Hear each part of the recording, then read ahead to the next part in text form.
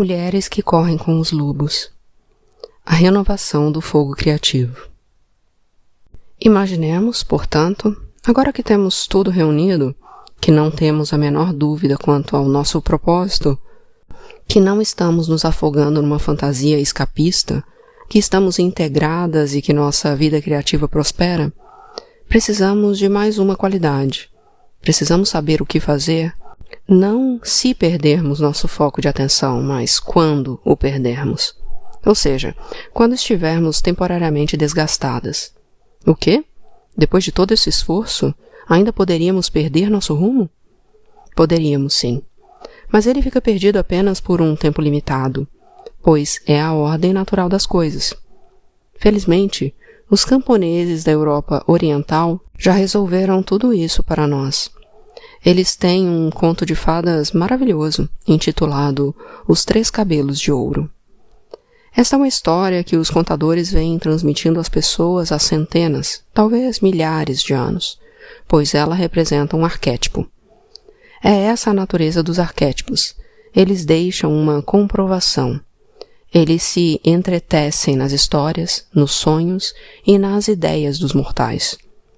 Ali eles se tornam um tema universal, um conjunto de instruções, residindo não se sabe onde, mas atravessando o tempo e o espaço para iluminar cada nova geração.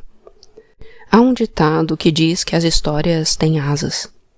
Elas conseguem atravessar voando os montes Cárpatos para ir se abrigar nos Urais. Elas dão, então, um salto até as Sierras e seguem seu espinhaço até pular para as montanhas rochosas, e assim por diante. Esta versão de Os Três Cabelos de Ouro é romena. Existem também versões teutônicas e celtas. Ela ainda é conhecida na periferia da região desértica que cobre parte do México e dos Estados Unidos. É uma história que trata da recuperação do rumo perdido. O rumo é composto de sentir, ouvir e seguir a orientação da voz da alma. Muitas mulheres conseguem ter uma perfeita noção de rumo, mas, quando perdem o contato com ela, ficam dispersas como um colchão de penas aberto que se espalhou por todo o campo. É importante ter um repositório para tudo o que sentimos e ouvimos da natureza selvagem. Para algumas mulheres, é o seu diário, onde elas deixam registrada cada pena que passa voando.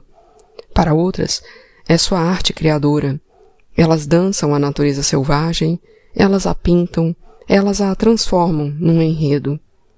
Você se lembra da Baba Yaga? Ela tem um grande caldeirão.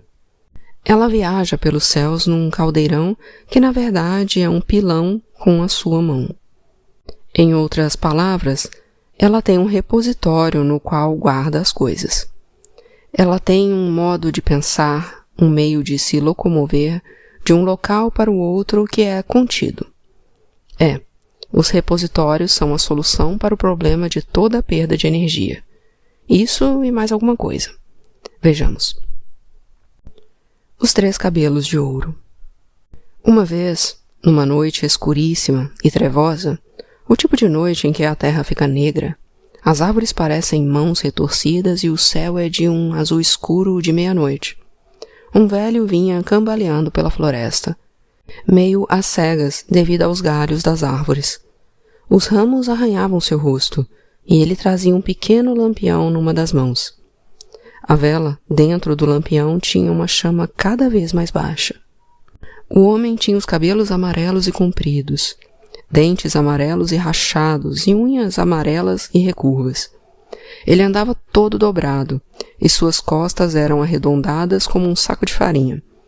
Sua pele era tão vincada que caía em folhos do seu queixo, das axilas e dos quadris. Ele se apoiava numa árvore e se forçava a levantar. Depois se agarrava numa outra para avançar mais um pouco. E assim, remando desse jeito e respirando com dificuldade, ele ia atravessando a floresta. Cada osso nos seus pés ardia como fogo. As corujas nas árvores piavam, acompanhando o gemido das suas articulações à medida que ele seguia pelas trevas. Muito ao longe, tremeluzia uma luzinha, um chalé, um fogo, um lar, um local de descanso. E ele se esforçava na direção daquela luz. No exato instante em que chegou à porta, ele estava tão cansado, tão exausto, que a pequena chama no seu lampião se apagou e o velho caiu porta adentro, desmaiado. Dentro da casa, uma velha estava sentada diante de uma bela fogueira, e ela se apressou a chegar até ele, segurando-o nos braços, e o levou mais para perto do fogo.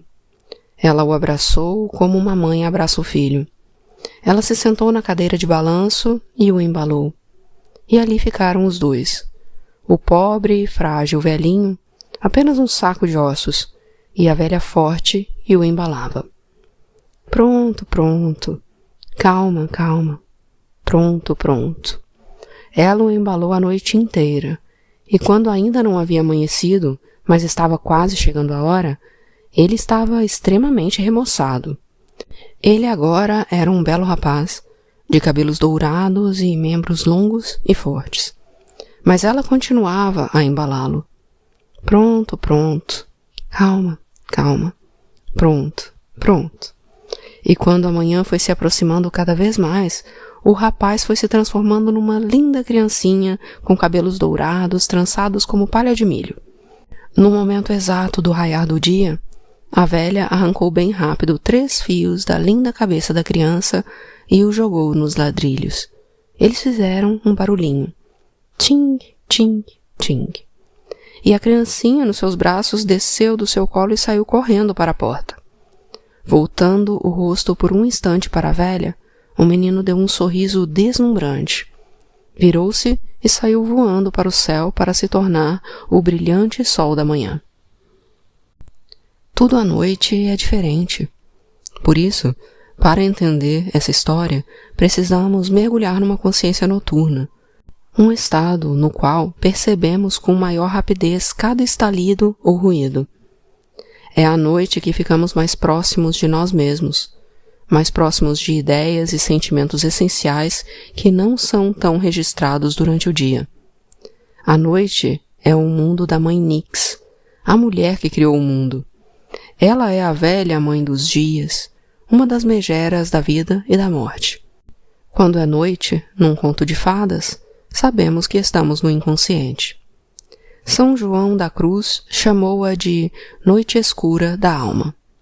Nessa história, ela é um período em que um homem muito velho vai enfraquecendo cada vez mais. É uma hora na qual estamos nas últimas, em algum sentido importante.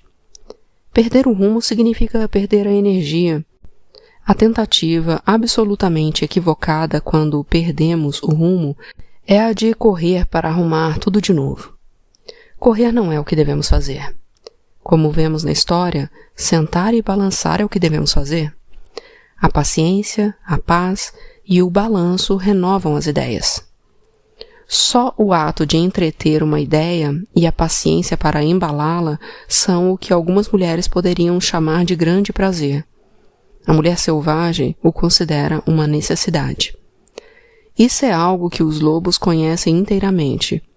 Quando um intruso aparece, os lobos podem rosnar, latir ou até mesmo mordê-lo, mas eles também podem, a uma boa distância, recuar para o interior do grupo, sentando-se todos juntos como uma família faria.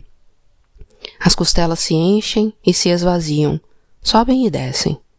Eles estão tomando rumo, estão se reposicionando, voltando ao centro de si mesmos e resolvendo o que é importante e o que fazer em seguida. Estão decidindo que não vão fazer nada agora mesmo, que só vão ficar ali sentados, respirando, embalando-se juntos. Ora, muitas vezes quando as ideias não estão funcionando bem, ou quando nós não as estamos trabalhando bem, perdemos nosso rumo. Isso faz parte de um ciclo natural e ocorre porque a ideia ficou ultrapassada ou porque nós perdemos a capacidade de vê-la por um ângulo novo. Nós mesmas ficamos velhas e desconjuntadas como o velho em 3 cabelos de ouro. Embora haja muitas teorias sobre bloqueios criativos, a verdade é que bloqueios brandos vêm e voltam como as condições atmosféricas e como as estações do ano. com as exceções dos bloqueios psicológicos de que falamos anteriormente, como não mergulhar na própria verdade, como o medo da rejeição, o medo de dizer o que se sabe, a preocupação com a própria competência, a poluição da correnteza básica, entre outros. Essa história é tão admirável por delinear todo o ciclo de uma ideia, a ínfima luz que lhe é concedida, que é, obviamente, a própria ideia, o fato de ela se cansar e praticamente se extinguir, tudo como parte do seu ciclo natural.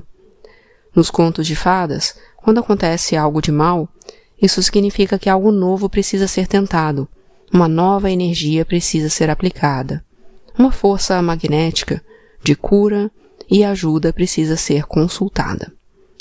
Aqui, mais uma vez, vemos a velha Laquesabe, a mulher de 2 milhões de anos. Ela é aquela que sabe.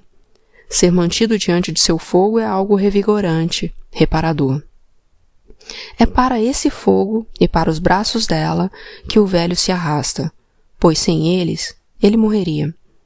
O velho está cansado de passar tempo demais dedicado ao trabalho que lhe demos. Vocês alguma vez viram uma mulher trabalhar como se o diabo estivesse agarrado no seu dedão do pé, só para, de repente, entrar em colapso e não mais dar um passo sequer?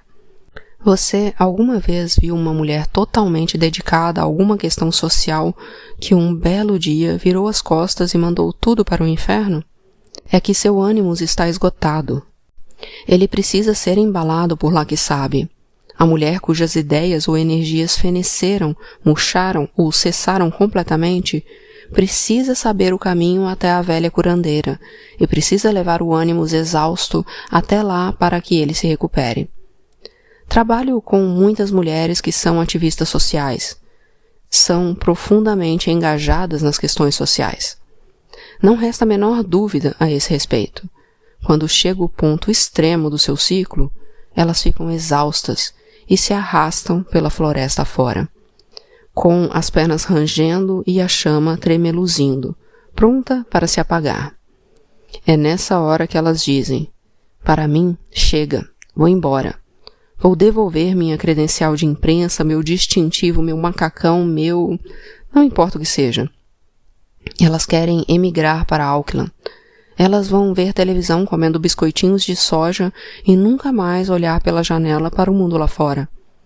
Elas vão comprar sapatos baratos, vão se mudar para um bairro onde nunca aconteça nada, vão fazer compras por telefone pelo resto de suas vidas. De agora em diante, elas vão se preocupar com a sua própria vida, afastar os olhos, e assim vai. Qualquer que seja a sua ideia de uma trégua, muito embora elas estejam falando com um cansaço e uma frustração humilhantes, eu sempre digo que é uma boa ideia, que chegou a hora de descansar. Ao ouvir isso, elas geralmente berram: descansar? Como posso descansar quando o mundo inteiro está se destruindo diante de meus olhos? No final, porém, a mulher precisa descansar agora, ser embalada, recuperar seu rumo. Ela precisa rejuvenescer, recuperar sua energia. Ela acha que não pode fazer isso, mas pode sim, pois o círculo de mulheres, sejam elas mães, alunas, artistas ou ativistas, sempre se dispõe a suprir a falta das que saem de licença. A mulher criativa precisa de descanso agora para voltar ao seu trabalho intenso mais tarde.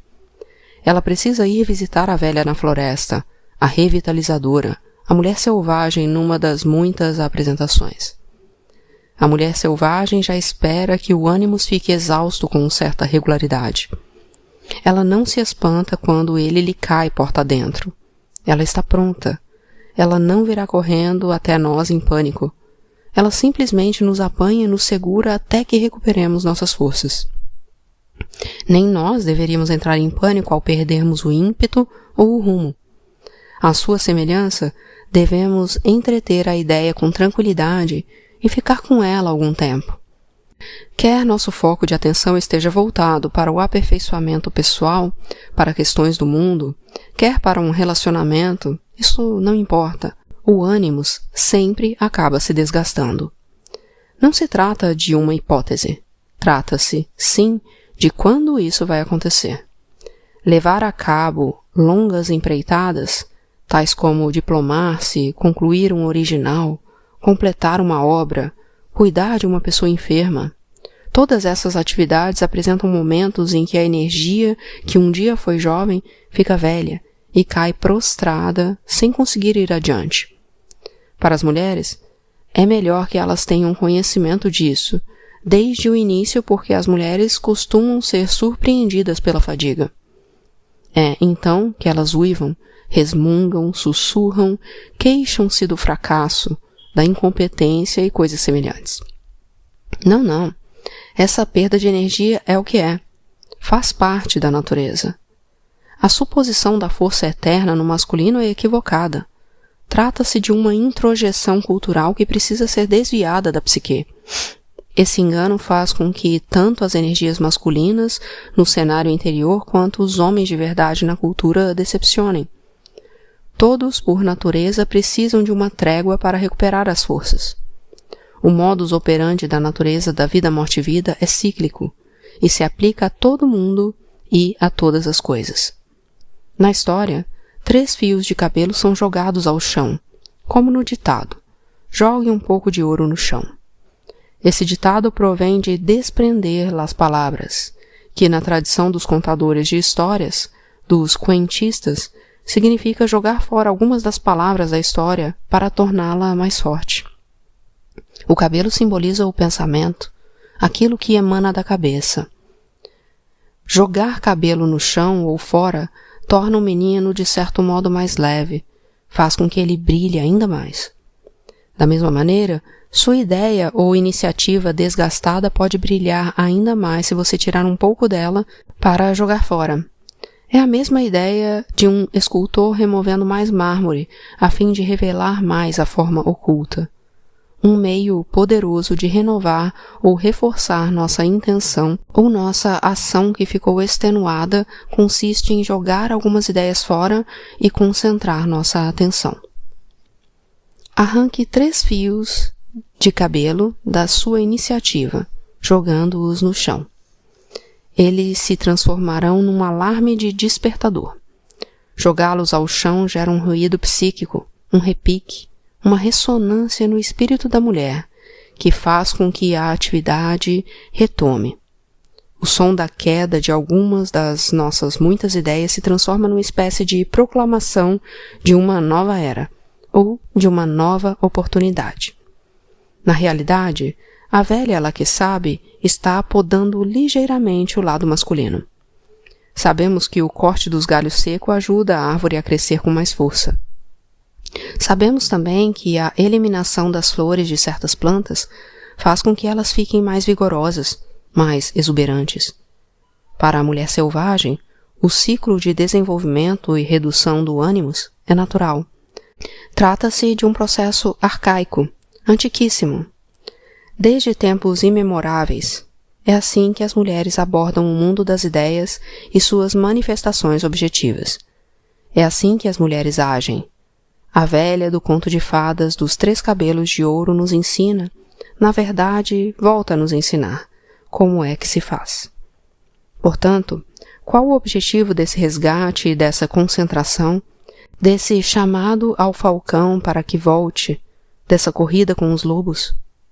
É procurar a jugular, chegar direto ao miolo e aos ossos de tudo o que existe na sua vida, porque é ali que está seu prazer, é ali que está sua alegria, é ali que está o Éden da mulher, aquele local onde há tempo e liberdade de ser, de perambular, de se maravilhar, de escrever, cantar e criar sem medo. Quando os lobos pressentem prazer ou perigo, a princípio eles ficam totalmente imóveis. Ficam parados como estátuas, em total concentração para poderem ver, ouvir, perceber o que exatamente está ali. Perceber que está ali na sua forma mais essencial. É isso que a mulher selvagem nos oferece, a capacidade de ver o que está diante de nós, com a concentração de atenção, com a imobilidade para ver, ouvir, sentir, com o tato, com o olfato, com o gosto. A concentração é o uso de todos os nossos sentidos, incluindo-se a intuição. É desse mundo que as mulheres vêm resgatar suas próprias vozes, seus próprios valores, sua imaginação, sua clarividência, suas histórias e suas antigas recordações. São esses os resultados do trabalho da concentração e da criação. Se você perdeu o rumo para se concentrar, sente-se e fique imóvel. Segure a ideia e a embale. Mantenha uma parte dela, jogue outra parte fora. E ela se renovará. Não é preciso fazer mais nada.